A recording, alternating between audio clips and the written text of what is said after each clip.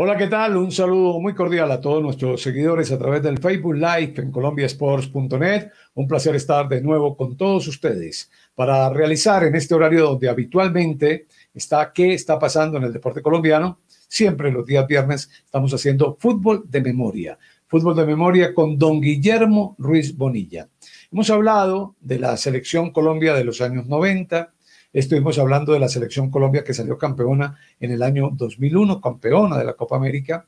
Y hoy nos vamos a dedicar a hablar de una selección que seguramente muchos de ustedes no vieron y los que no la vieron seguramente tienen alguna referencia, que fue la selección del año 1975, donde Colombia salió segundo de la Copa América, que por aquella época no se jugaba en una sola sede, sino que se hacían partidos de ida y vuelta. Pues bien, con don Guillermo Ruiz vamos a hablar de esto, a quien saludo e inicialmente le plantearía a don Guillermo que en aquella década de los años 70 tuvimos un fútbol maravilloso en Colombia. Don Guillermo, ¿cómo le va? ¿Cómo está? Un cordial saludo, Rafa, para ti y para todos los que nos ven. Vamos a entrar en un periodo muy importante del fútbol colombiano. Seguramente quienes no lo vieron lo van a disfrutar, porque de verdad que es una gran selección. Y vamos a demostrarles también a aquellos que todavía no creen, el fútbol en Colombia no arrancó cuando aparecieron los campeonatos dobles por año. Esto arrancó mucho antes. Y la historia hay que conocerla para equivocarse lo menos posible. Arrancaremos a juntar esta parte de la historia, que es la selección Colombia, que fue subcampeona de América del año 75. Don Guillermo, puede ser la década del 70 por la cantidad de jugadores que pasaron por Colombia, por la forma como se disputaban los títulos, una década brillante en el fútbol colombiano. Sí, Rafa, sin duda que sí. Mira tú que de los técnicos, por ejemplo, de los técnicos que fueron campeones en aquella época, lo curioso del tema está en que 6 equipos fueron campeones en la década. De los 8 grandes, fueron campeones Millonarios, Santa Fe, Nacional, Cali, campeón Junior. Todos fueron campeones 2 veces en aquellos años y América una vez en el año 79. Sumaría 11 títulos. Pero lo curioso del tema está en que el único técnico que repitió fue el doctor Gabriel Ochoa Uribe, que fue el único técnico colombiano que dirigió durante la década. Particularmente curioso.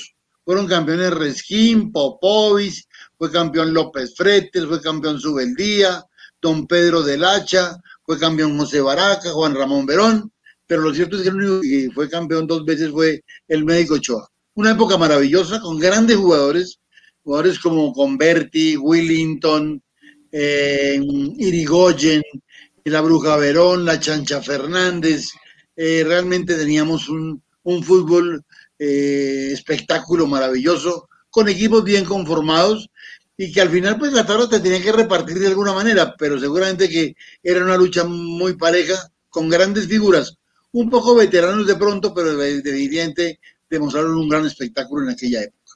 Claro, era una época donde venían jugadores muy grandes, de pronto sí, jugadores mayores, rematando sus campañas, pero la condición técnica, la calidad técnica no se perdía. Pues bien, en medio de todo eso, nace y surgen una serie de jugadores colombianos que son los que conforman estas selecciones y particularmente esta selección del año 1975 dirigida por Efraín El Caimán Sánchez. Vamos a comenzar, Guillermo, a hacer el recorrido por la memoria fotográfica, todas estas fotos que tiene don Guillermo Ruiz Bonilla en su archivo y que son propiedad intelectual de Guillermo Ruiz Bonilla y Mundo Fútbol. Pues bien, vamos a comenzar. Comenzamos a mirar fotos. Don Guillermo, este primer equipo, camiseta blanca y la bandera de Colombia. La fotografía está en sepia, pero vale la pena indicar que ese fue uno de los uniformes de Colombia, quizás un uniforme de los más bellos que ha tenido la selección nacional. Sí, Rafa, este equipo, vamos a remontarnos un par de años antes de la Copa América, que fue este es el equipo que disputó la eliminatoria al Mundial de Alemania. Este es el equipo que debuta contra la selección ecuatoriana en el Estadio El Campín. Como tú dices, el uniforme de la franja, para mí también es un uniforme realmente bellísimo. La selección se veía muy bien vestida y además relucía nuestra bandera en el pecho de los jugadores. Este equipo tenía a Pedro Antonio Sape, que era el lateral derecho, perdón, que era el portero. El lateral derecho era Arturo Segovia. Jugaban Ortega y el colombino Rodríguez de centrales, y Henry Caicedo estaba tirado como marcador izquierdo. Realmente ahí me parece que no fue muy acertado Tosa al meter un central como este de marcador izquierdo. En la mitad jugaban Segrera, Alejandro Brand. De verdad, uno cuando ve a Brand y ve a Willington y ve a Campas, hombre, este era un equipo que era un deleite verlo jugar. Arriba, como decíamos, jugaban Morón, Campas y Willington. Y en la mitad jugaba Alejandro Brand en compañía de Hermenegildo Segrera. Era un equipo muy bien conformado, que al final no se le dieron las cosas.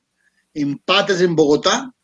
Afortunadamente allí perdimos, creo yo, la posibilidad de ir al Campeonato del Mundo, porque, hombre, se empató con un equipo uruguayo al cual se le pudo ganar. Hubo una jugada fantástica en ese partido del Rifle Andrade, saca casi que la mitad de la defensa uruguaya, y cuando tiene que tocar para definir la tira afuera. Impresionante.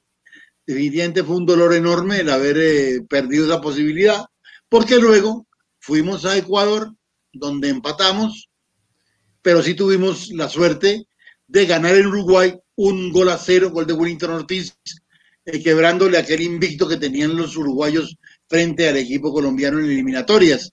Recordemos también que nosotros, los colombianos, tuvimos siempre compromisos muy parejos con los uruguayos. Nuestro primer gran triunfo es justamente contra la selección celeste en el año 57 en el Sudamericano de Lima, 1-0, gol de Carlos Arango.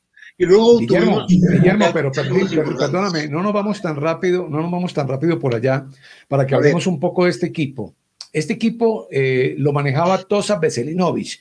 Nosotros tuvimos una época de técnicos yugoslavos, se pusieron de moda los técnicos yugoslavos, y no solamente llegaron aquí, sino que muchos técnicos colombianos luego se fueron a la antigua Yugoslavia a trabajar y a estudiar y todo esto. Este equipo jugaba un 4-2-4, de acuerdo con lo que hay en la cancha, porque estás hablando de Henry Caicedo, que es el 1, 2, 3, cuarto hombre en la fila. Jugaba con Henry Caicedo como lateral izquierdo y jugaba con Hermenegildo Segrera como volante al lado de Brand. Ahí hay un 4-2-4 para una delantera que, Guillermo, era una delantera maravillosa, pero maravillosa, porque con Willington Ortiz, con Ernesto Díaz y con Víctor Campas, este equipo era un lujo en el ataque. Sí, señor, era un equipo muy poderoso ofensivamente. Estaba la fórmula que ha sido y estaba Morón, se me quedó Morón. Claro, Morón era el delantero.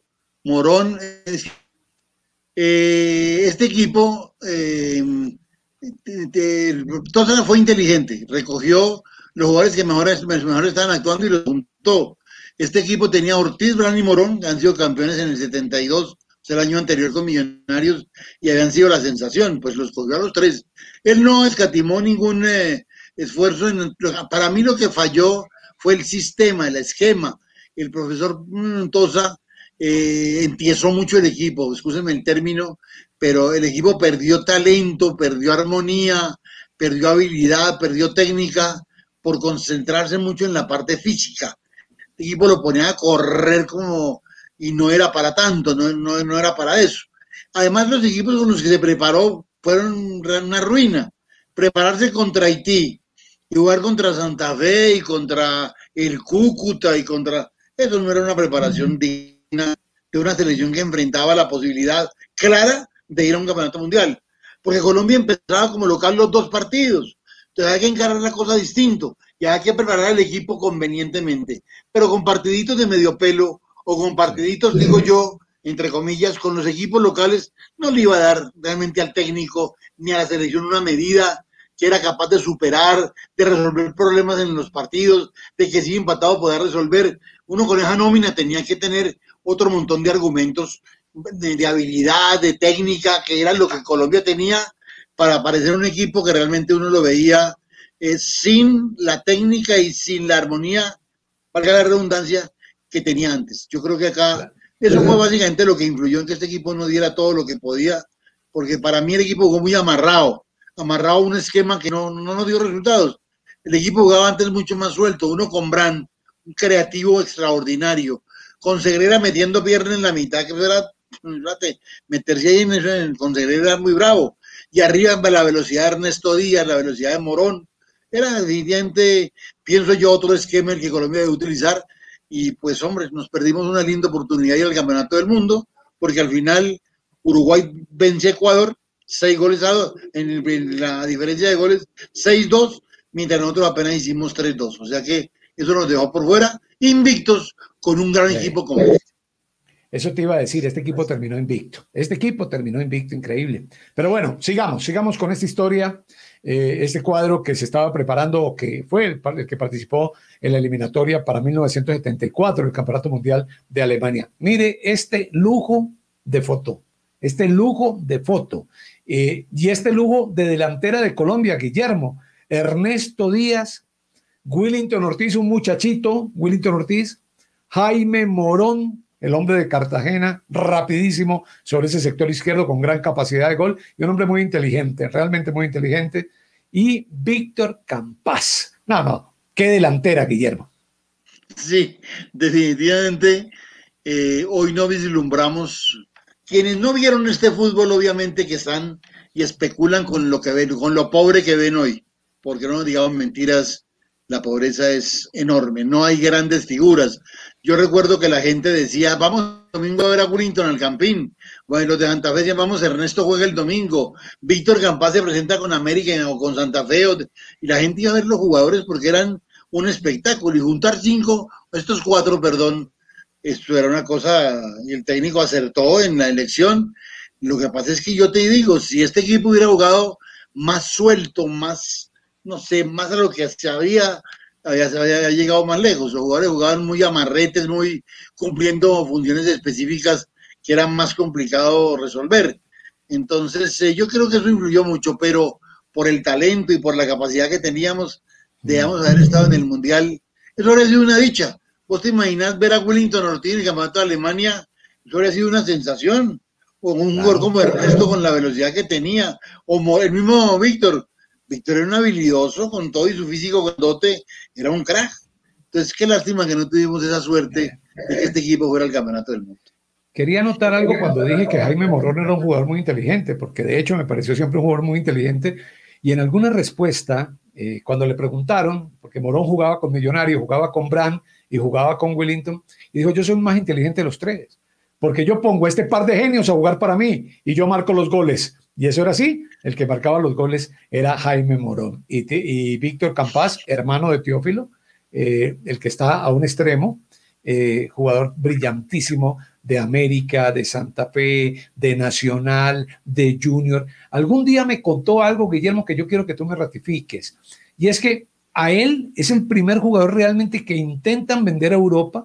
Él se va a Europa, pero él no puede en Europa con el tema del frío, la distancia, y él se regresa, eso me lo contó él, y de allí es que parte Ernesto Díaz y se va para el Standard de Lieja. ¿Esa historia es totalmente cierta? Pues yo creo que en parte sí, Rafa. Infortunadamente no estaba preparado Ernesto para irse. Era muy difícil llegar a un país donde se habla otro lenguaje, se come de otra manera, se vive con otras costumbres, en fin, y estando solo era más complicado todavía. Yo ahora no tengo claridad si la señora fue con él, yo no creo, y yo pienso que esa soledad, esa audacia que le dan los brasileños también nos da a nosotros, y yo creo que de alguna manera eso influyó en su rendimiento y se volvió. Yo creo que no estábamos todavía en aquella época mentalmente listos para ir a Europa.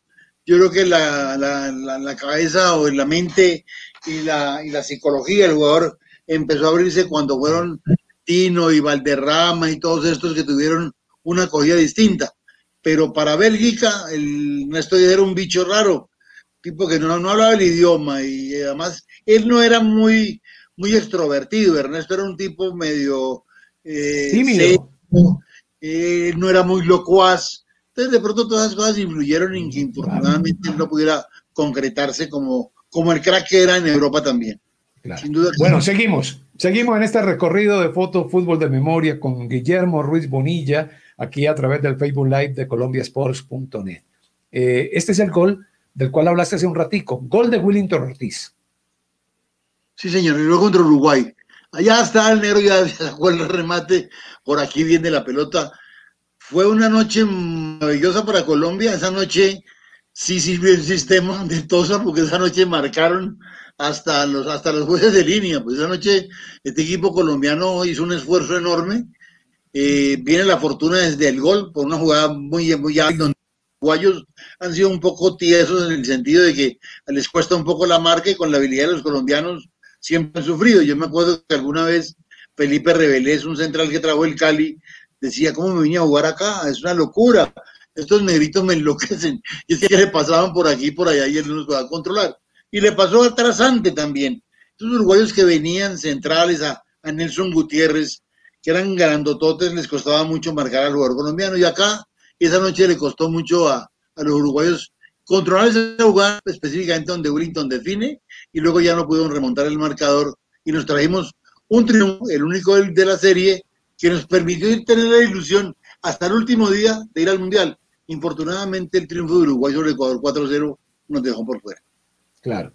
Incluso hoy, los jugadores que vienen del sur, y eso ha sido motivo de análisis por parte de los preparadores físicos, de los médicos, los jugadores que vienen del sur, alimentados con mucha carne, alimentados con mucha proteína, parece que son muy lentos y entonces, claro, les cuesta muchísimo cuando se enfrentan acá. Eso lo dijiste ahora, Nelson Gutiérrez lo decía cuando estuvo precisamente en el cuadro del Atlético Nacional, y lo de Trasante, bueno, y en fin. Pero bueno, sigamos. En su esplendor, Willington Ortiz. No, es que Willington, los que tuvimos la dicha de ver a Willington Ortiz, sabemos lo que era Willington Ortiz. Willington Ortiz, de esos años, del 72, 74, 75, de toda esa década, incluso de los años 80, pero sobre todo de esa década del 70, cuando él explota. Willington Ortiz, si hubiera vivido en esta época, Willington Ortiz no hubiese jugado en Colombia más de 2 años. Se había ido para Europa y había ido no a cualquier equipo, seguramente hubiese llegado a un equipo muy grande, porque Willington fue un jugador supremamente grande. Bueno, Selección Colombia, esta foto es de un entrenamiento. Esta ya es la del año 75. Sí, señor, este es el equipo que se arma con miras ya a la Copa América. Sería importante destacar, Rafa, como una anécdota, simplemente que en la serie de clasificación de Colombia de aquella época del 73, hubo un partido que se metió en la mitad, yo no sé por qué lo inventaron, un Colombia-Perú, antes del partido que le ganamos a Uruguay, en el viaje entre el partido entre los ecuatorianos y los uruguayos, paramos en Lima y dimos 3-1. Fue el único partido de aquella serie que se perdió, pero no era un partido oficial. Pero el desorden, no, ¿cómo metieron en un partido que no tenía nada que ver? Pero en fin, era una época bien complicada y bien difícil. Luego viene periodo, digamos, donde no se juegan partidos amistosos, no se juega sino con rivales del patio, contra Millonarios, contra el Cali, contra el Cúcuta, contra el Tolima. La selección le para muy mal, definitivamente. Yo creo que se confió mucho en los jugadores que tenían y que en el campeonato andaban muy bien. Yo te anotaba al principio de esta charla de que hay jugadores extraordinarios en nuestro país y estaban repartidos en los equipos que peleaban los campeonatos. Entonces no se recurrió a los partidos, digamos, amistosos, probando al equipo, sino que se confió mucho en la capacidad de los jugadores. Y en eso el Caimán hizo la selección. De ese equipo del 73, únicamente 7 jugadores quedan en el plantel.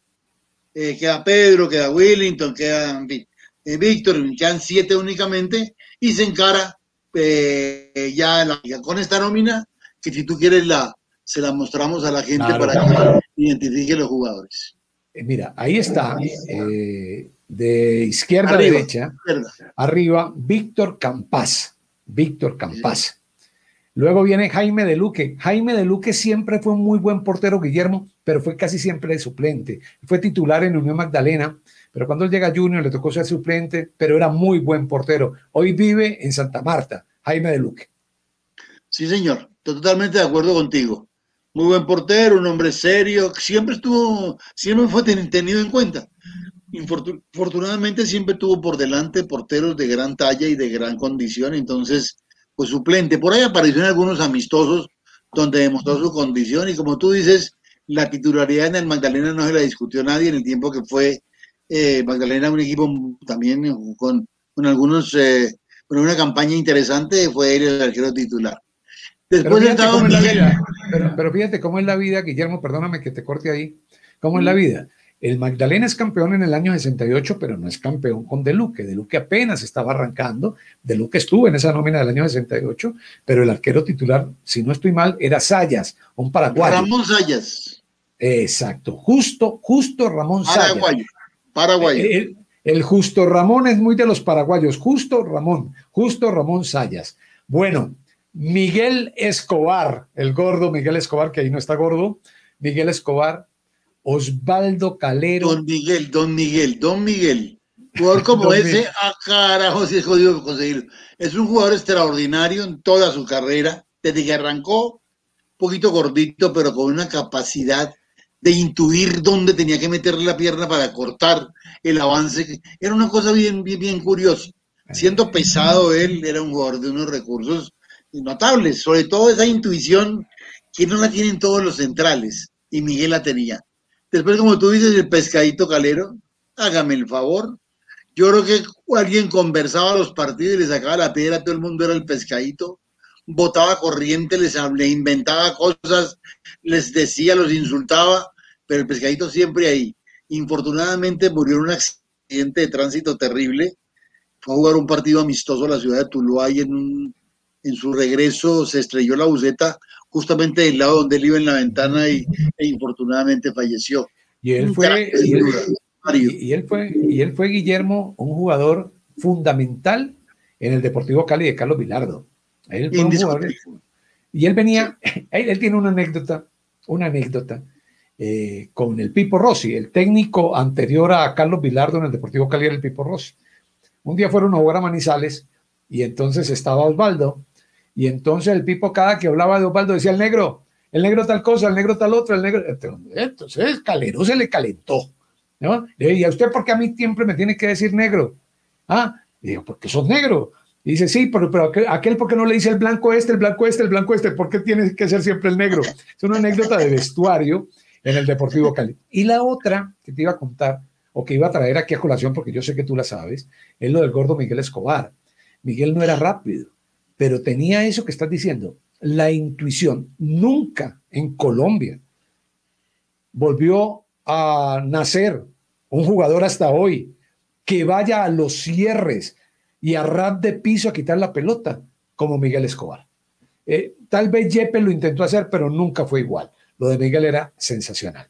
Luego viene el hombre de hierro, diría Don Alex, viene Luis Eduardo Reyes y viene Nelson Silva Pacheco. Esta selección, Guillermo, tuvo jugadores nacionalizados. Un par, sí. Yo le sumaría, Rafa, al comentario que hiciste de Miguel. Para mí hubo un central que era maravilloso, era un jugador que, para mí, si yo tengo que hacer una selección ideal de Colombia, por ninguna razón lo excluiría, y se llama Julio Edgar Chonto Gaviria. Ese era un central de los, ese también era los que se tiraba al piso y tampoco pegaba, y también la cortaba, era sensacional jugador. Sí, como tú dices, aparece Nelson Silva Pacheco, nacionalizado. Nelson tiene una historia muy particular. Él llegó como marcador central a Nacional, uruguayo, llegó de Rosario Central, justamente jugaba en Argentina, él ha estado ya en Uruguay en algunos equipos, llegó a Argentina, en Rosario, lo trae Nacional como marcador central. Posteriormente va al Quindío y se hace volante. Y luego va al Junior y se hace el centro delantero. Es el proceso a la inversa que normalmente hacen los jugadores con los años, ¿no? El que es delantero se mete de volante y no se va de central. Miguel Ángel Basílico era 9, jugaba después de volante y aquí vino a jugar de marcador central. Cosas que se dan con los años. Pues Nelson fue al revés. Además Nelson tenía un temperamento polenta, la llaman los uruguayos y los argentinos. Son los goleadores de raza que no le tienen miedo a nadie. Este era un camión, ¿no? Este era un camión. Y luego el doctor Ochoa lo lleva al final de su tiempo, cuando ya no jugaba. Él hace el esfuerzo por prepararse, pero ya no tenía el mismo espíritu. y deje el fútbol ya muy veterano. Pero sin duda en esa selección no aportó goles, pero aportó su temperamento que fue importante. Sí. Claro. No, además vive en Barranquilla. Vive en Sí, Barranquilla, hay que saludar a Nelson allá en Barranquilla, dedicado a divisiones menores, siguió trabajando en el fútbol. muy Sigamos. buen tipo. Eduardo Julián Retá Torres. No, qué jugador. Saludo a Eduardo. Yo sé que nos está viendo allá en Santa Marta. Qué jugador Eduardo Julián. Que cuando arrancó Guillermo sufre una lesión gravísima, ¿no? Tuvo una fractura de tibia peroné impresionante. Sí, él juega el preolímpico, donde sin duda fue muy destacada su campaña con Barona y la selección Colombia. Luego va a Santa Fe y aparece con Santa Fe con mucha propiedad. Era un monito de esos que guapito, para meter, para charlar, decíamos, alguien decía, eche, ese Eduardo Reta jode todo el tiempo, grita y grita, a la hora de pelear salía a correr, le tomaban el pelo. Pero sin duda que Eduardo era un tipo que metía, que defendía con Nacional, otro de los que hablaba también mucho de los partidos. Después de esa lesión con Osvaldo Pérez en el choque, donde casi que lo daba por fuera, le costó mucho recuperarse. Fue al Cúcuta y en el Cúcuta hizo una gran campaña. Barona creyó mucho en él desde la juvenil, desde aquella selección preolímpica, lo llevó al Cúcuta y luego pues en Nacional su consagración definitiva, hasta que la rodilla lo dejó. Ya hubo un momento en el cual tuvo que, siendo joven, dejó el fútbol porque ya no pudo más. Gran jugador de Nacional. Sí, gran jugador sin duda. Sigue Don Toto, hágame el favor. Gran jugador de Nacional. Qué personota el Toto, qué personota. No, y te decía de Retá, gran jugador de Nacional en la época de Subeldía.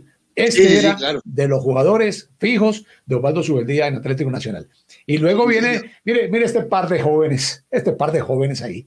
El Toto Rubio y el Boricua Zárate. Sí, señor. Un par de centrales de esos que, perdón, Toto era marcador, de esos defensores que eran difíciles de pasar. Concentrados en el juego, metían como locos, de allí apareció en algún error que cometió el Boricua, y fue en esa selección donde Pastor no me la dejé ahí Boricua, ahí apareció el tema aquel del... Pero Boricua era un jugador seguro, era un jugador que eso sí, cuando la tiraba sin miedo, pues eso no. Salía con tobillo y todo el otro, pero el tipo no escatimaba, se defendía a muerte, era un jugador fuerte. Después fue al Medellín, en fin, estuvo mucho tiempo, estuvo en Junior también, un jugador de esos que se ganaba el puesto luchando, lo aseguro. Ahora, hay dos anécdotas ahí rapiditas. La del año 75, la frase aquella de Pastor, que Dios lo tenga en la gloria, ¿no? De no me la dejé ahí Boricua, que lo persiguió al Boricua siempre lo persiguió. Él al comienzo no le gustaba mucho la frase, pero bueno, al final de cuentas terminó aceptándola. Y la otra es la de también de Pastor, con Calero, la belleza de Calero. La belleza de Calero. Algún día se le soltó a Pastor porque Calero fue y pegó y dijo, mire qué belleza, la belleza. Y se quedó la belleza de Calero. La gente decía, pero Calero no es lindo. No. La belleza por la forma como iba y pegaba y golpeaba. Y allí también quiero contar una de Boricua. Guillermo, a Hernán Darío Gómez le dicen el bolillo por el Boricua Zárate. Porque Bolillo Gómez o Hernán jugaba en el Medellín cuando estaba apenas arrancando, cuando estaba el Boricua Zárate. Y un día Hernán llegó totalmente rapado, se tuzó y entonces el Boricua dijo, llegó el bolillo, y se quedó Bolillo Gómez. Esa es la historia del remoquete del Bolillo Gómez. Bueno, abajo, Pedro Antonio Sape Jordán, como le diría Pardollada, el general Sape. De Puerto Tejada, Cauca, donde es el patrón, Pedrito. Un gran tipo, sin duda. Yo trabajé con él en el América un tiempo, muy dedicado sobre todo a su trabajo con los arqueros, todo un personaje en los asados y en todo lo que él emprendía, un tipo muy, muy querido entre los jugadores, en fin, además un porterazo. Yo creo que es de los más grandes arqueros de la historia de nuestro fútbol, sin duda. Un hombre que era un felino en el arco. Felino, era llegar a las esquinas, que era tan complicado. Él tan pesado y sin embargo volaba como los pájaros. Había llegado al borde, al ángulo. Le criticaban que algunas veces no era muy muy amigo de salir. Y un día alguien de sus compañeros le dijo, Pedro, salí que la casa no te la van a robar. ¿Para qué salías? Bueno, de esas cosas anecdóticas de Pedro. Pedro, sin duda, un jugador excepcional, un tipo maravilloso, un arquerazo, sin duda, de lo mejor que tuvimos a través de la historia. Y un cocinero sensacional. Hombre, sí, sí, Un sí. cocinero. Yo recuerdo cuando viajábamos, en esa época se viajaba mucho con ellos. Yo recuerdo que íbamos a Lima, por ejemplo, y Pedro traía, aparte de su maletica donde tenía los guayos y lo que traía de fútbol, traía 3 o 4 neveras de Perú llenas de marisco y de pescado.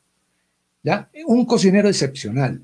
Lo recuerdo también en las concentraciones de Colombia, lo recuerdo en las concentraciones porque él fue entrenador de arqueros de Nacional, cuando él hacía todos esos sancochos y él se madrugaba para ir a la plaza, ir a conseguir todo lo del sancocho. No, impresionante. Un saludo a Pedrito Sape.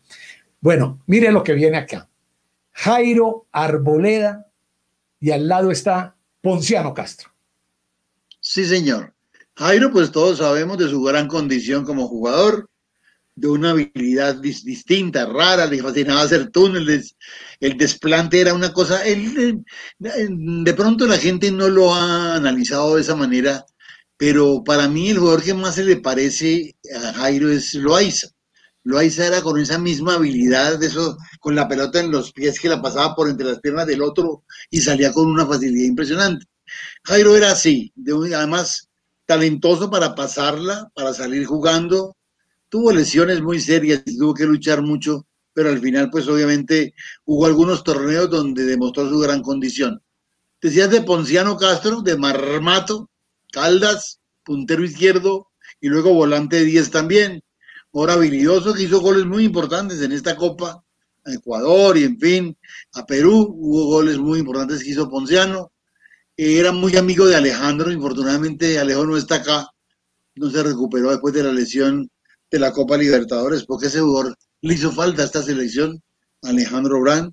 Y otro que pasó por allí fue también en la pretemporada o cuando estaba en la preselección, pasó el Papo Flores, pasó Alfonso Cañón, en fin, tuvimos algunas ausencias importantes, pero con Ponciano, pues obviamente tuvo un reemplazo importante. Luego viene Jugador don que le Arturo. pegaba, perdóname Guillermo, jugador que le Sí, pegaba muy bien a la pelota de pierna izquierda. Él era el puntero izquierdo del Deportivo Independiente Medellín y luego terminó, como tú lo dices, jugando de interior izquierdo, casi de volante. ¿Qué se le criticaba a Ponciano? Que era muy frío, que era demasiado frío, pero era un jugador con una pegada sensacional, el Ponciano Castro. Bueno, te corté porque ibas a hablar, bueno, te corté para decirlo de Ponciano, pero ibas a hablar del capitán de campo. Ahí está Arturo Segovia. ay, hermano, don Arturo tuvo una longevidad impresionante. Don Arturo aparece jugando con el Deportes Tolima, después de haber jugado en la Selección Atlántico, por allá a principios de la década del 60. Era volante 8 y corría y correteaba a todo el mundo. Era un jugador de un temperamento realmente notable. Luego se hizo marcador de punta, después de que él aparece en el Tolima, pasa por el América de Cali y luego lo trae, pasa Junior después, América, y después de América viene a Millonarios. Y acá en Millonarios el hombre se consagra sin duda, toda esa experiencia que tenía ya como lateral derecho definido, un hombre de una muy buena proyección, muy disciplinado para la marca, además un ejemplo, ¿no? Un ejemplo adentro y afuera, un hombre serio, un gran tipo para sentarse a conversar con él de fútbol y lo que sea, es un gran señor. Y pues dejó esa imagen de lateral derecho de lo mejor que tuvo nuestro país en toda la historia, sin duda que sí. Bueno, el que sigue, ayúdame, porque no sé si lo tengo confundido, pero el que sigue es ¿quién? ¿Oscar Bolaño? Sí, señor. El que sigue es don Oscar Bolaños, que jugaba de lateral de los dos lados, porque era perfectamente bien como izquierdo o como derecho, no tenía problema. Y un jugador que tenía una gran salida. En la marca él era un poquito pequeñito, era un poquito frágil de pronto, pero olvídese, costeño era, esos costeños como el Toto, como Miranda, como Calero, esos costeños eran bravos para jugar y metían, grandes o chiquitos metían, y este era un muy buen jugador de fútbol sin duda, Oscar Bolaño. Sí, Oscar Bolaño de Santa Marta, de Pescadito, lamentablemente ya murió. Sí, murió muy joven, hombre, murió joven. Sí, sí, Oscar Bolaño. Bueno, enseguida, Ernesto Díaz, de quien ya hablamos, fue al Estándar de Lieja, jugador de Santa Fe, gran goleador, estupendo goleador, y en esa Copa América fundamental. Sí, sin duda. Jugó en Junior, jugó en Millonarios, jugó en Santa Fe. Santa Fe fue su Jugó en casa. Medellín, jugó en Junior, jugó en Millonarios, jugó en Santa Fe. Pues un hombre, un recorrido muy amplio y muy rendidor. Ernesto era un jugador, era un puntero de esos difíciles de marcar. Además, con un remate de media distancia muy poderoso. Yo el otro día hablaba contigo acá del gol que le hizo a Olben de Chile en un partido por la Copa América. Un golazo. Tipo cogía la pelota y le pegaba muy duro. Pues, en fin, después murió en Estados Unidos de una manera lamentable y sin duda. Bueno, luego viene Alfonsito Cañón. Está Alfonsito Cañón, que está en sus grandes años. Alfonsito Cañón. Mira, allí en ese pedazo de foto está Alfonso Cañón y Willington Ortiz. ¿Cómo te parece? El ídolo de Santa Fe y el ídolo de Millonarios. Sí, señor, nada más ni nada menos. Alfonso, yo pienso que a Alfonso le faltó un poquito de continuidad. Ese año el Santa Fe fue campeón. Lo que no le entregó a la selección este año, Alfonso se lo entregó a Santa Fe, porque fue figura al lado de Sarnari, Recupero, Pandolfi. Es un equipazo que tuvo Independiente de Santa Fe y Alfonso fue figura descollante de ese campeón. La selección no rindió todo lo que se esperaba. Arboleda de pronto y Diego, aquí no está Diego, pero Diego también participó de este grupo. Está Willington, como tú dices, el más grande de todos. Yo creo que Willington Ortiz es el más grande de nuestro fútbol, respetando otros maravillosos como Faustino, como el Pibe, a quien quiero mucho, como muchos otros que los he destacado siempre, pero yo creo que un jugador como Willington Ortiz, a mí no me deleitó nadie más que Willington. Yo iba los domingos al Estadio del Campín, nada más que porque Willington iba a jugar, no más. Y lo vi el día del debut contra el Internacional de Porto Alegre, mérito que entró faltando 20 minutos y hizo el gol contra aquel equipo de Valdomiro, Elías Figueroa, entró sin miedo y el médico lo respaldó desde ese momento y fue titular, campeón y todo lo demás. Y siempre demostró que era guapo, que no le tenía miedo a nada. Que hay una anécdota del Chivo Pavoni, de Elvio, el lateral izquierdo de Independiente, que en una entrevista le dice el periodista, decime Elvio, ¿quién fue el puntero que más te costó marcar? Y el tipo dijo, no me lo van a nombrar, le dijo el zurdo, le dijo de Pavoni. Y entonces el tipo le dijo, fue Ortiz, ¿no? Te dije que no me lo nombraras, te me tiraste el rato. Pues sí, cada vez que vino Pavoni y Willington le metí unas bailadas impresionantes. Y el último, Henry, hombre, un talento natural porque era un tipo de un físico privilegiado, de un remate bien en la marca, bien en la salida, pero hombre, todos sabemos que le faltó un poquito más de sacrificio, de esfuerzo, de pronto un poquito de orientación, de pronto un poquito de afecto que lo fortaleciera desde el punto de vista de su personalidad, en fin, creo que le faltó algo que bueno, afortunadamente no lo encontró por aquella época y creo que se perdió un jugador extraordinario cuando se lo llevó Bilardo a Estudiantes. Yo creí que iba a jugar, honestamente, porque lejos del ambiente y todo, y sin embargo no dio lo que todos queríamos. Un jugador maravilloso, con una pegada sensacional, un gran defensor. Y sí, el tema de la disciplina. Aquí rápidamente voy a contar esta anécdota. Cuando Bilardo llegó al Deportivo Cali, y creo que tú lo sabes, Don Ale le entregó el carro de moda. El carro de moda era un Cinca azulito. Y cuando se lo regresó Bilardo, se lo regresó a Alex cuando ya se iba a ir Bilardo, el carro tenía como 300.000 kilómetros, 200.000 kilómetros. Y le dice Don Alex, pero Carlos, ¿cómo va a tener esto 200.000 kilómetros este carro? Y dijo, sí, Don Alex, 198.000 buscando a Henry Caicedo. ¿No? Eso era más o menos lo que pasaba ahí. Bueno, me dice la producción que estamos a 15 minutos del cierre, pero tenemos muchas fotos todavía. A ver, sigamos, nos detuvimos acá porque valía la pena hablar de cada uno de ellos. Sigamos acá. Sí. A ver, otra vez el uniforme lindo de Colombia. Y esta foto es de qué partido, Guillermo? Este fue el equipo que le ganó a Ecuador allá en Quito, el 2-0, ese día hizo gol Ponciano. y Ernesto, creo. Un equipazo, pues vemos ahí la conformación. Mira tú, por ejemplo, que ahí está Pedro. Ese día jugó de lateral derecho, jugó Arturo, y de izquierdo jugó el Toto. Centrales Boricua y Miguel. De 6 jugó Calero. Jugó en el medio campo Arboleda, seguramente como número 8. Y arriba jugaron Wellington, Silva Pacheco, Víctor Campana y Ponciano Castro. De verdad que teníamos jugadores para poder pensar en cosas mayores. Teníamos equipazo. Este equipo le ganó a Ecuador allá 2-0 en una muy buena presentación. Colombia 2, Ecuador 0. Fue el segundo partido de aquella gesta. En esa época se jugaba, si ustedes lo detallan, ustedes que están observando el programa, con el balón de cascos negros y blancos. ¿Okay? Balón de cascos negros y blancos. La pecosa. La pecosa, esa era la tradicional. Bueno, ese equipo. Seguimos acá haciendo todo este recorrido fotográfico con Guillermo Ruiz Bonilla, de lo que fue la Selección Colombia del año de 1975. Mire qué foto esta. Mire qué foto. Wellington Ortiz en todo su esplendor, Guillermo. Ay, sí, encarando y ganando, porque el que está en el piso que llegó ahí a tratar de cortar ya no está la pelota, ya Wellington sacó la ventaja. Ese es Alcides Sosa. Mira el estadio del Campín, lo lindo que se veía, hasta las banderas. Es que la selección, la gente toda la vida la respaldó.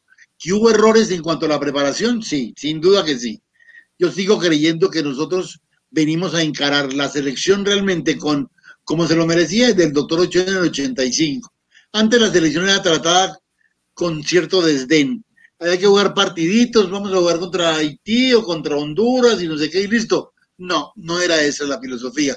A nosotros de alguna manera nos faltó un poco de roce internacional, de ganar y perder afuera, de enfrentarnos con rivales que valían la pena, de saber si éramos capaces de superar o de salir de un resultado adverso. Nos faltaron herramientas al final. Yo creo que si hubiésemos tenido otra mentalidad, habríamos llegado mucho más lejos y mucho antes. Indudablemente. Alcides Sosa jugó en Colombia en el Deportivo Pereira y ahora tiene una historia un poco más interesante, ahora un poco más adelante. Sigamos. Ahora sí nos tocó como Wellington, jugar con velocidad para poder alcanzar en el tiempo. Este gol es un gol marcado en los defensores del Chaco contra Paraguay. El autor del gol es Ernesto Díaz, el arquero es Hugo Ever Almeida, que luego fue, siempre fue arquero de Olimpia, y ahí está Alcides Sosa. Ese fue el partido, Guillermo, donde mucha gente le cambió el nombre al estadio de los Defensores del Chaco por Agresores del Chaco, porque ese fue el partido aquel de la gran pelea en el estadio paraguayo. El gol es de Ernesto. Ese partido se jugó medio tiempo únicamente, el partido fue suspendido. Dicen los paraguayos que Ernesto le dijo a Almeida o al mismo Sosa o a alguien, si en Bogotá los paseamos también, algo así como medio sobrador, y se calentaron los paraguayos y se armó la tremenda, y entró la policía y a Wellington le dieron bolillo y al otro también. Eso fue tenaz, tanto que el árbitro suspende el partido pues termina 1-0, luego la confederación lo confirma. El árbitro era Anarlo César Coelho, el brasilero.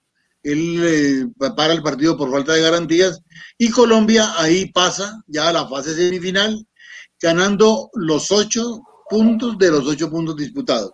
Se ha ganado los 4 partidos de manera consecutiva. Y eso era un logro importante, porque en el otro grupo venían Perú y Brasil y Uruguay peleándose las clasificaciones, y nosotros ahora teníamos que enfrentar a uno de los duros. Bueno, Uruguay.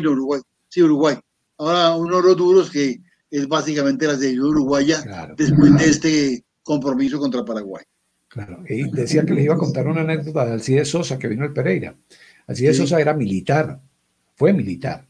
Y entonces dicen los jugadores que cuando se armó toda esa trifulca y entró la policía con los perros y comenzaron a perseguir a los jugadores colombianos, decían que pasaban al lado del Alcides Sosa, capitán, aquí cumpliendo, porque estaban persiguiendo a los jugadores de Colombia. Y me decía Wellington un día, Rafa, corría para todas partes, yo no sabía para dónde, lo único que nosotros buscábamos era la salida, porque allí nos iban a matar, nos iban a dar con todo. Pero bueno, anécdotas del fútbol. Sigamos. Ese gol de Ernesto Díaz con Quería Almeida no aguantó. ¿Ah? quería manifestar que esa foto que acabamos de ver donde está Ernesto haciendo el gol pertenece a la revista Nuevo Estadio, quien alguna vez me la facilitó y ahora quiero hacer alusión a ellos porque siempre nos han ayudado, han sido muy queridos los de Nuevo Estadio con nuestros trabajos. Ahora viene este partido, este es el equipo que enfrenta a la selección uruguaya en una presentación maravillosa de la selección Colombia frente al Team Uruguayo. 3-0. Ahí está Diego Umaña, que no nos había aparecido en fotos anteriores. Ahí está Diego Umaña, el African Look, Diego Umaña. Sí, señor. Aquí ya no está Jairo, el que está ahora es Diego. Entra Bolaño como lateral, sale el Toto, entra Bolaño como lateral izquierdo. Los centrales siguen siendo Boricua y Miguel, el arquero Pedro, el 6 sigue siendo Calero, era insustituible, Calero no lo sentaba nadie. Pero acá ya el medio campo son 3 jugadores que eran Retá como 8, como número 6 Calero y como número 10 Diego Maña. Y arriba jugaban Willington Ortiz, Ernesto Díaz y el Ponciano Castro. Un equipo muy bien conformado, esta tarde fue un deleite. Después entró el Angulo, ¿te acuerdas? Un puntero izquierdo moreno que también tenía mucha polenta, tenía mucha velocidad, hace uno de los goles de este partido. Pero Colombia gana 3-0 y la cosa queda medio caliente para enfrentar a Uruguay en Montevideo. Fue un triunfo muy amplio, donde de alguna manera sí fuimos un poco sobradores, sobre todo al final del partido. Eso calentó a los uruguayos y ellos estaban seguros de que allá nos iban a hacer de todo. Les costó mucho y tampoco muchos querían. Pero, y esta es una selección que juega con esa camiseta color naranja, que mucha gente no entendió por qué. Esos no son los colores de Colombia, pero era una camiseta muy bonita, era un uniforme muy bonito el de Colombia. Quizás Guillermo por aquello de que en el año 74 Holanda había jugado con esa camiseta color naranja y había sido una sensación en el mundo. Sí, en el Congreso de la FIFA previo al Mundial, cuando Colombia propuso sus uniformes, yo no sé de dónde, don Alfonso, el que estaba allá, yo nunca le pregunté a don Alfonso por qué, hasta ahora se me ocurre, pero el uniforme titular quedó este y el alterno quedó el blanco. Y así enfrentó Colombia un montón de años, las eliminatorias y los torneos en los que asistía. Si era, no era el uniforme de Colombia, ha sido azul y blanco, azul sin vivos, la camisa azul, un azul rey divina, un pantalón blanco, el uniforme era muy bonito. Apareció en algún momento con el uniforme blanco en la Copa América del año 66. Aparece que es muy bonito ese uniforme. Juega también algunos eventos con y luego aparece este que es con el que juega esta Copa América hasta el final. Claro. Bueno, seguimos en este recuento de la Copa América de 1975, la selección Colombia con Guillermo Ruiz Bonilla. Este ya es el partido con Uruguay, Guillermo, y en ese partido se presenta una situación bien anecdótica, difícil, complicada, entre Fernando Morena y Pedro Antonio Sape. Sí, como te decía, ya eso había quedado medio caliente acá, y los uruguayos salieron a la cancha ya a tratar de pasarnos por arriba. Ese árbitro fue un sinvergüenza, pitó una falta que no fue falta en un fuera de lugar, clarísimo de los uruguayos, pitó un penal que no era penal. Morena hace el gol justamente de los uruguayos que ganan el partido 1-0, anota el gol de penal, pero luego en otro penal el mismo Morena la tira afuera. Esa es la foto que estamos viendo en este momento. La pelota va por arriba del poste. Pedro inclusive apenas si mira no tiene ninguna intervención especial, pero aquí ya los uruguayos estaban desesperados, ganaban 1-0, tenían que ganarnos por más de 3 goles, es complicado que les... Y el Boricua y el señor Camello, que estaba medio turuleto allá atrás defendiendo todo. En fin, aquí es uno de los penales y luego viene otro que también sanciona. Ese árbitro estaba bien marcadito, bien clarito de que había que a Colombia sacarlo del cuento. El árbitro era el señor Rafael Ormazábal de Chile. Entonces Morena en los 77 desvió el penal y luego Pedro Sape lo tapa al 89.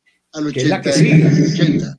Que es la foto que sigue, la foto que sigue es foto histórica. ¿Por qué? Esta es cuando Pedro tapa ese penal y es cuando Morena, Fernando, uno de los grandes goleadores del fútbol uruguayo, pierde los papeles y va y agrede a Pedro y lo lesiona en el hombro. Sí, y lo expulsan. Y expulsan a Morena. Morena no termina el partido, lo echan después de esa jugada.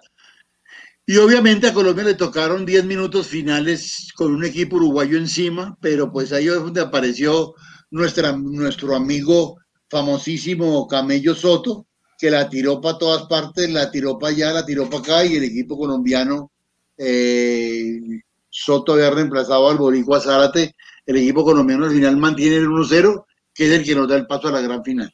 Exacto. A la gran final con Perú. La gran final con Perú. Con Perú tuvimos 3 partidos. Y la foto que viene es precisamente de ese partido contra la selección peruana, una selección peruana maravillosa.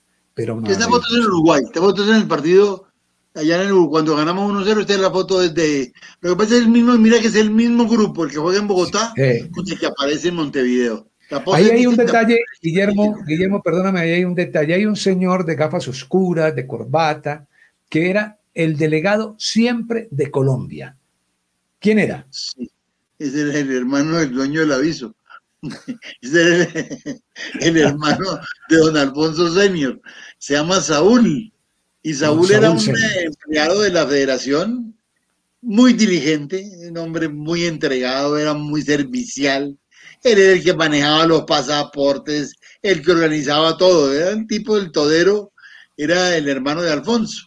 Alfonso era el presidente de la federación y el hombre fuerte del fútbol de Sudamérica. Entonces él siempre está. Y aquí se sentó, aquí él la vio tan segura y tan que fue y se puso allá y puso la foto histórica. Quedó en la foto. Bueno, sí. sigamos porque que se nos acabó el tiempo. Es que cuando nos ponemos a hablar con Guillermo de historia, no hay tiempo que alcance. No paramos. Bueno, esta es la noche del partido final. Ya habíamos ganado en Bogotá 1-0 con gol de el señor Ponciano Castro. ¿Y te acuerdas de que ese fue un partido bien complicado aquí en el Campín? Luego vamos a Lima. Allá en Lima perdemos 2-0, goles de Oblitas y Osvaldo Ramírez, que es el puntero izquierdo. Ese partido nos complicó. Ya los peruanos se habían insinuado que eran un equipo muy completo, un equipo donde estaba Sartor, Soria, Ojeda, Quesada, Barbadillo, Osvaldo Ramírez, Oblitas, lo dirigía Marcos Calderón. Era un equipo muy complicado. Y perdemos 2-0, lo que obliga a un tercer partido, que debió jugarse 72 horas después en cancha neutral. Pero nosotros, los cándidos dirigentes colombianos, aceptamos que Perú nos dijera: señores, miren, el problema es que nosotros no podemos jugar inmediatamente, así ustedes nos esperan 3 o 4 días más mientras Sotil viene al equipo. Y nosotros así, inocentes, pues sí, esperemos.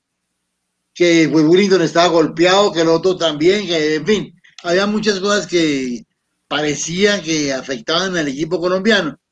Lo cierto fue que aceptamos, no los 3 sino 8 días. Vino Sotil, que jugaba con Cruyff en el Barcelona de España, que era gran figura. Pues vino Sotil, nos pintó la cara, nos hizo el gol y nos quitó la Copa América. Todo junto. Y esa noche, en ese partido, Pedro Antonio Zape le tapa un penal a Cubillas. Es que el negro, Pedro era inmenso y Pedro se la jugó toda, le tapó el penal. Me ha dicho, Pedro lo tenía que hacer. Pues luego viene Sotil, nos ganan el partido con un gol increíble, con un equipo que desperdició 3 o 4 oportunidades claras, con Willington, con Campas, que anoche jugó Campas, y infortunadamente se nos fue la Copa América. Creo que de alguna manera, si jugamos 72 horas después, de pronto sin Sotil ha sido otra cosa, pero es que Sotil vino, hizo de todo y al final, pues, ese era un crack Sotil. Nos ganaron la Copa y nos quedó el dolor y la posibilidad de haberla ganado. Claro. Y ya para rematar todo esto, quiero recordar una anécdota de Campas. Víctor Campas vive en Cali y algún día fui, lo busqué y le hice un reportaje. Y me dijo, ¿sabe de qué me arrepiento?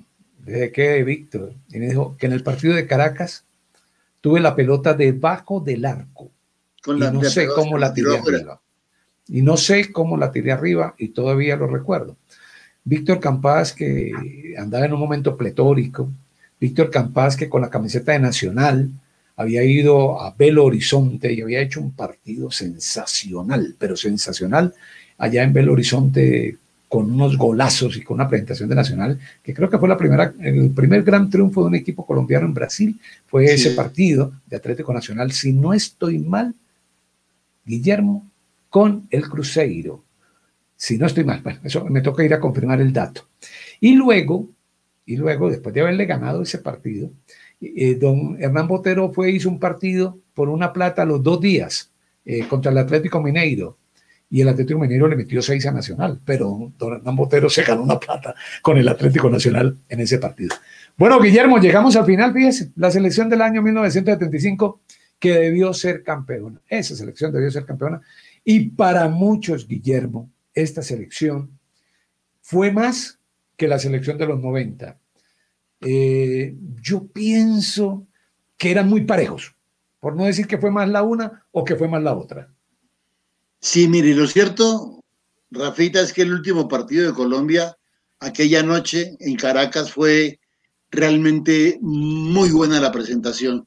Nos faltó eso que nos falta, esos 5 centavitos para el peso. Ese equipo tenía que haber ganado el partido. El partido como tal, Colombia lo dispuso bien. Es que mire esa nómina, hermano, mire ese mediocampo, uno con Arboleda, con Calero y con Umaña en la mitad, con Ernesto Wilton y Campás arriba, con una defensa segura como eran Miguel y Boricua, con los 2 laterales que jugaban mejor que ninguno, Bolaños y Segovia, y un arquero como Pedro. Yo creo que una selección como esa difícilmente se puede armar después. Hubo grandes equipos y yo destaco el equipo que le empató a Alemania y destaco el equipo que con James hizo el gol más famoso desde la historia de un colombiano cuando fue goleador del Mundial, todo eso. Pero quienes tuvimos la oportunidad de estar cerca de este grupo, de ver esta selección cada vez que se presentó, este equipo fue desarrollando realmente un nivel cada vez mejor, pero porque jugaba con selecciones que de verdad le exigían lo que no hizo en la fase de preparatoria. Yo creo que si se hubiera preparado bien, habría llegado un poco más lejos y seguramente que esa primera copa habría sido la del 75 y no la del 2001. Un señor equipo de fútbol del cual yo personalmente, y te lo confieso, Rafa, fue de los equipos que más gocé, por Willington, por Ernesto, por todos aquellos que en algún momento estuve cerca de todos ellos y lo disfruté como nunca en mi vida disfruté el fútbol. Esta década para mí fue muy importante en el fútbol colombiano, por muchas cosas, por muchas, porque al final de la década además me vinculé al fútbol, que para mí ha sido una de las grandes satisfacciones de mi vida, de verdad que sí. Claro. Sí, los que tuvimos la oportunidad, los que tuvimos la bendición de Dios de poder ver ese fútbol, no lo podemos olvidar. Valoramos todo el fútbol que ha pasado en Colombia, pero hay momentos históricos en el fútbol y hay momentos históricos de la selección Colombia. El año 62, con esa selección que fue el Mundial, este equipo del año 75, luego el equipo que es campeón de la Copa América del 2001, luego el equipo que estuvo en el Campeonato Mundial de Brasil. Sí, hay muchas selecciones, pero esta selección, esta que hoy hemos recordado con Guillermo Ruiz Bonilla, fue una de las selecciones que mejor fútbol practicó a nivel de continente, esta selección Colombia. Don Guillermo, como siempre, muy amable. Don Guillermo Ruiz Bonilla, por todo este recuento, por toda esta historia y sobre todo, don Guillermo, por esa memoria, la memoria para recordar esos momentos gratos del fútbol colombiano. Y gracias, Rafita. De verdad que para mí también es, pues sabes que hablar de fútbol es un deleite que yo no cambio por ningún otro. Y bueno, si podemos aportarle a la gente, a los jóvenes que aprendan estas historias, que de pronto sean un motivo para investigar más de fondo estos datos que nosotros damos un poco a nivel de tertulia. Nuestro fútbol de memoria es una cosa que nace espontáneamente y cosas que se nos van ocurriendo y las vamos contando. Ojalá tengamos mucho tiempo para seguir conversando de estos temas que son un deleite del fútbol colombiano. Una satisfacción contar cosas bonitas, contar cosas que históricamente fueron representativas. Y, si insisto, el fútbol en Colombia profesionalmente nació en 1948, no en el 2002. Esa es una cosa que quiero que tengan claro los muchachos de hoy. no todos los datos ni toda la fortaleza del fútbol está en los últimos 20 años. Tenemos 70 y hay que contarlos todos. Con don Guillermo Ruiz Bonilla hemos estado en este fútbol de memoria, recordando esta selección del año 1975. A él, a toda su empresa, a Mundo Fútbol, muchas gracias por su colaboración, muchas gracias por las fotos, en fin. Y a ustedes los invitamos para que sigan con nosotros, siempre a las 6 de la tarde, estamos todos los días en ¿Qué está pasando? Los días viernes hacemos fútbol de memoria. Muchas gracias.